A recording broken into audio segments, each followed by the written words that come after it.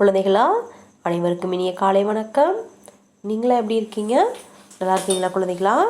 இன்று நாம் என்ன பார்க்க போகிறோம்னா, தமிழ் 2ஆம் வகுப்பு இலக்கணம் பக்க எண் 20 மற்றும் 21 உள்ளவற்றை நம்ம இன்னைக்கு பார்க்க போகிறோம். நீங்கள் எல்லாரும் முதல்ல சங்கத்தமிழ் இலக்கண புத்தகத்தில் பக்கம் 20 எடுத்துக்கங்க. இன்று நாம் பார்க்க போகின்ற இலக்கண பகுதி என்னன்னா, ஓரெழுத்து சொற்கள். ஓரெழுத்து சொற்கள், அதாவது ஒரு எழுத்து எப்படி நமக்கு பொருள்லாம் தருது, அது மாதிரிலாம் இருக்குதா அப்படிங்கிற மாதிரி உங்களுக்குலாம் ஆச்சரியமாக தானே இருக்கும். தமிழில் உள்ள மொத்த எழுத்துக்கள் 247 எழுத்துக்களில் 42 எழுத்துக்கள் ஓரெழுத்து சொற்களாக இருக்குது. தனித்து பொருள் தருவதாக. அதாவது ஓரெழுத்து சொற்கள்னால் ஒரு சொல் இலக்கணா ஒரு எழுத்து தனித்து நின்று பொருள் தருவதாக வருவது ஓரெழுத்து சொற்கள். உதாரணமாக பாருங்கள், கீழே இங்கே உதவி பெட்டியில் ஓரெழுத்து சொற்கள்லாம் கொடுத்துருக்காங்க. இந்த மாதிரி இந்த எழுத்துக்கள் தனித்து பொருள் தருவதாக அமைவதெல்லாம் நம்ம என்ன சொல்கிறோம்? ஓரெழுத்து சொல் என்று சொல்கிறோம். உதாரணமாக பாருங்கள், தமிழ் மாதங்களில் ஒன்று. தமிழ் மாதங்களில் ஒன்று எது? தை. தை ஓரெழுத்து சொற்கள் தானே, ஒரே ஒரு எழுத்து தான், ஆனால் பொருள் தருது. அடுத்து இது சுடும். எது சுடும்? தீ. தீ தானே சுடும். அடுத்து அழைத்தல் பொருளில் வரும். அதாவது எப்படின்னா அழைக்கிற மாதிரி வரும். அது என்னது? வா. வா என்பது அழைப்பதாக தானே உள்ளது. அடுத்து இங்கே மலர்கள் பூத்து குலுங்கும். மலர்கள் இங்கே பூத்து குலுங்குமா, அதை சோலைன்னு சொல்லுவோம். சோலையோட மற்றொரு பேர் என்ன? கா. பால் கொடுக்கும். எது? பசு. பசுவை நம்ம ஆ என்றாலும் பசு என்பதுதான் பொருள். இது மணக்கும். எது? பூ. பூவோட வாசனம் எல்லாத்துக்குமே மிகவும் பிடிக்கும். கேட்டல் பொருளில் வரும். எது? தா. எனக்கு இது தா அப்படிங்கிற மாதிரி பொருள் தரும். அரசன் என்பதன் பொருள் மன்னன், கோ எல்லாமே ஒன்றுதான். இந்த மாதிரி ஒரு எழுத்து எப்படின்னா ஒரு எழுத்து தனித்து பொருளை தருவதாக அமைவதெல்லாமே ஓரெழுத்து சொற்கள்னு சொல்கிறோம். புரிஞ்சுதா? இந்த மாதிரி 42 சொற்கள் உள்ளது. இப்போ நம்ம ஒரு 8 சொற்களை பற்றி இந்த வகுப்பில் இப்போ நம்ம பார்த்துருக்கோம். அடுத்ததாக பாருங்கள், அடுத்த பகுதி என்னென்னா பொருளோடு பொருத்துக. பொருளோடு பொருத்துக. இங்கே பாருங்கள், இங்கே மன்னன் இந்த மாதிரி பொருள் இங்கே கொடுத்துருக்காங்க. இதற்கு சரியானவை இங்கே இருக்குது. நம்ம இதிலிருந்து சரியானதை எடுத்து நம்ம இங்கே எழுதணும். முதலாவதாக பாருங்கள், மன்னன். மன்னன் என்பதன் பொருள் என்ன? இங்கே இருக்குது. அடிச்சிடுவோமா? அரசன். இன் அரசன். அடுத்து பார். பார் என்றால் என்ன? உலகம். இந்த உலகம் தான் வருது இங்கே. உலகம்.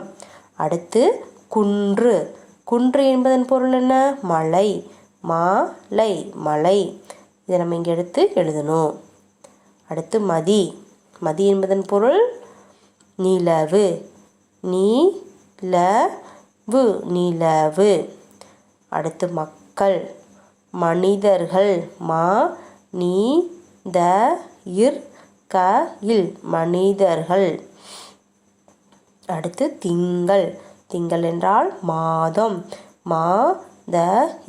மாதம். அடுத்து பனி. இந்த பனி குளிர்காலத்தை குறிப்பதாக வந்துள்ளது.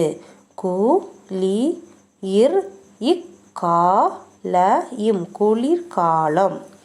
அடுத்து பனி. இந்த பனி நம்ம வேலை செய்யும் செயலை குறிப்பதாக வந்துள்ளது. வேலை. அடுத்து கானகம். கானகம் என்பதன் பொருள் காடு. காடு. அடுத்து பாருங்க, பவ்வம் என்பதன் பொருள் கடல். கடல். அடுத்து மஞ்சு. மஞ்சு என்பதன் பொருள் என்ன? மேகம். மேகம். அஞ்சலி. வணக்கம். இம் வணக்கம். வனப்பு என்றால் அழகு. அழகு அழகு. கடைசியாக வானரம். வானரம் என்பதன் பொருள் குரங்கு. குரங்கு குரங்கு. சரிங்களா குழந்தைங்களா? இங்கே இருக்குது, நம்ம அதை எடுத்து இங்கே பொருளோடு நம்ம இந்த மாதிரி பொருத்தணும். அடுத்ததாக பாருங்கள், எதிர்ச்சொல். எதிர்ச்சொல்னா என்னென்னு உங்களுக்கு தெரியுங்களா? ஆங்கிலத்தில் ஆப்போசிட்ஸ் அப்படின்னு சொல்லுவோம். எதிர்ச்சொற்களை எடுத்து எழுத போகிறோம். எதிர்ச்சொல்னா ஒருவரோட கருத்துக்கு மறுகருத்து, அதற்கு எதிர்கருத்து தெரிவிப்பதாகவே இருக்கும். சரிங்களா?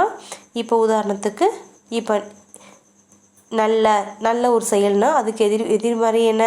கெட்ட செயல். நல்ல கெட்ட அந்த மாதிரி வரது தான் நம்ம என்ன சொல்கிறோம்? எதிர்ச்சொற்கள். எதிர்மறையான பதில் வருவது தான் நம்ம எதிர்ச்சொற்கள்.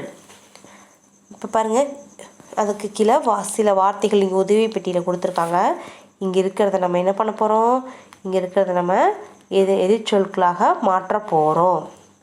இங்கே நல்ல, ஏறு, மேலே, பல, இறங்கு, பள்ளம், காலை, சில, பெரிய, முன், நன்மை, சத்தம், அங்கும், நெருங்கி, முடியாது, காய், விடை, நிறைந்த, வினா, கனி, முடியும், விலகி, இங்கும், அமைதி, பின், சிறிய, தீமை, சிறுமை, மாலை, மேடு, கீழே, கெட்ட, பெருமை, குறைந்த. இந்த மாதிரி வார்த்தைகள்லாம் இருக்குது. இந்த வார்த்தைகள் நம்ம என்ன பண்ண போகிறோம்? இப்போ நம்ம எடுத்து எழுத போகிறோம். எதுவாக? எதிர்ச்சொற்களாக எடுத்து எழுத போகிறோம். முதலாவதாக பாருங்கள், இங்கே என்ன கொடுத்துருக்காங்க? நல்ல. அதுக்கு இங்கே என்ன கொடுத்துருக்காங்க? கெட்ட. இட்ட கெட்ட. அடுத்து ஏறு. அதற்கு எதிர்மறை எதிர்ச்சொல் எது? ஏறு அப்படின்னு எதிர்ச்சொல் இறங்கு. மேலே ஏறுறாங்க, அதுக்கு எதிர்ச்சொல் கீழே இறங்குறாங்க. இன்னொருத்தி இங்கு இறங்கு. மேலே, அதற்கு கீழே. கீழே தானே எதிர்ச்சொல்? கீழே கீழே. பல, அப்போ சில. சில. பள்ளம், பள்ளமாக இருக்குது, அதுக்கு எதிர்ச்சொல் இது மேடு. மேடு. காலை, அப்போ என்ன வரும்? மாலை. மாலை. பெரிய, சிறிய. சிறிய. முன், பின், பின். நன்மை, தீமை. சரிங்களா குழந்தைங்களா?